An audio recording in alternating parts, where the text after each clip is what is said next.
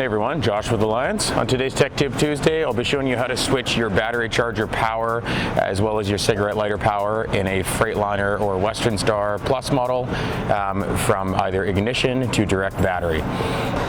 So right now, as you can see, we're on the passenger side inside of the cab here on a Freightliner Plus model. This happens to be a 108. This video will apply to any Freightliner 108 or 114 SD Plus model with the black interior, as well as any Western Star 47X or 49X. So right now I've went ahead and taken off the panel that your battery charger is mounted to. And what I'm going to show you in this fuse box is that there's actually two locations to put the fuse for your cigarette lighter. Your battery charger is wired into that, and that's where it gets power from. So if you would like it to be on ignition power, there's an option for that. Or if you want it to be on direct battery power, so it will charge overnight while your ignition is off, I'll show you that as well.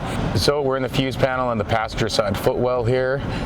Even if you look here at fuse 13, it says F13A/B 20 amp 12 volt power receptacle dash cigar battery. So what that is saying right there is that there's two options for that. So if you look over here, this will tell you where fuse F13 is. It says F13A and F13B. So F13A is direct battery power and F13B is ignition switched power. So over here, we'll go look at that 20 amp fuse and you can see which position it's in. And currently we have it in the direct battery power option.